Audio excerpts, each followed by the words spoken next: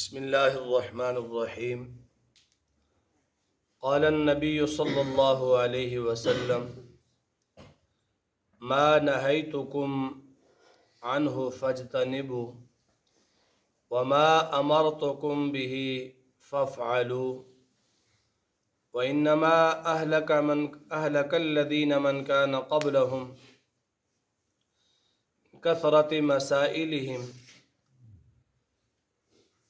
واختلافہم انبیاؤہم او کما قال علیہ الصلاۃ والسلام۔ حضرت ابو ہریرہ رضی اللہ تعالی عنہ سے روایت ہے،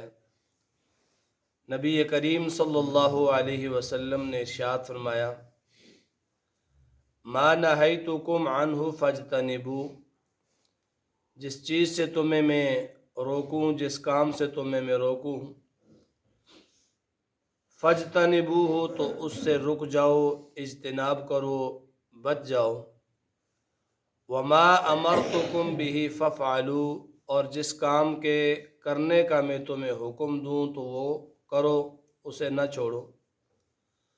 اور فرمایا وَإِنَّمَا أَهْلَكَ الَّذِينَ مِن قَبْلِهِمْ، تم سے پہلے لوگوں کو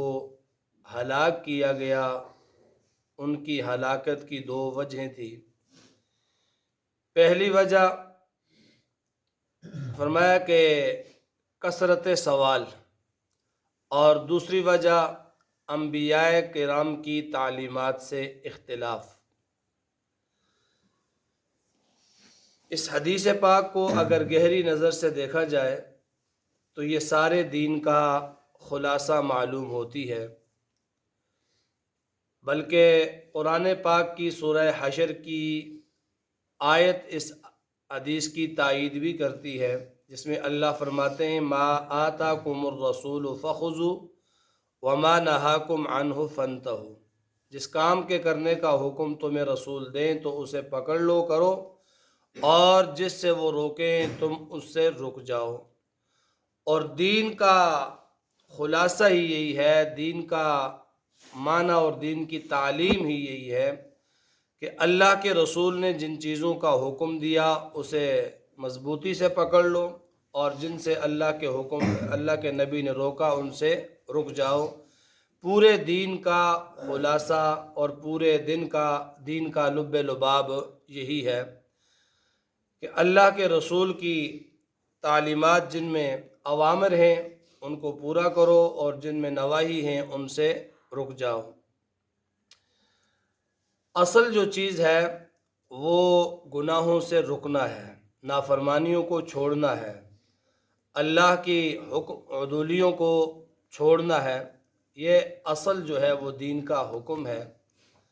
حدیث پاک کے اندر آتا ہے، نبی علیہ السلام کے پاس ایک شخص آیا اور کہنے لگا یا رسول اللہ، ایک آدمی ہے کہ وہ صرف فرائض پر اکتفا کرتا ہے، یعنی جو چیزیں ضروری ہیں ان کو وہ پورا ادا کرتا ہے، ان کو لے لیتا ہے، اور اس کے علاوہ وہ گناہوں سے بچتا ہے۔ بہت زیادہ کثرت سے وہ نوافل نہیں پڑھتا، کثرت سے عبادات نہیں کرتا، بلکہ وہ فرائض کو پورا کرتا ہے اور گناہوں سے وہ بچتا ہے۔ اور فرمایا دوسرا شخص وہ ہے جو کثرت سے عبادات کرتا ہے لیکن وہ گناہوں سے بچتا نہیں ہے۔ تو آپ صلی اللہ علیہ وسلم سے پوچھا گیا یا رسول اللہ، ان دو شخصوں میں سے بہتر کون سا ہے؟ ایک وہ جو فرائض پورے کرتا ہے اور گناہوں سے رکتا ہے، دوسرا وہ شخص جو عبادات کثرت سے کرتا ہے، فرائض، نوافل، مستحبات سب کچھ کرتا ہے لیکن گناہوں سے بچتا نہیں ہے، ان دو میں سے کون سا افضل ہے؟ تو حضور صلی اللہ علیہ وسلم نے فرمایا ان میں افضل شخص وہ پہلے والا ہے کہ جو فرائض تو ادا کر لیتا ہے، کثرت عبادت نہیں کرتا لیکن وہ گناہوں سے بچ جاتا ہے۔ وجہ اس کی یہ ہے کہ گناہ جو ہیں وہ ایک زہر ہے۔ انسان اگر بیمار ہو جاتا ہے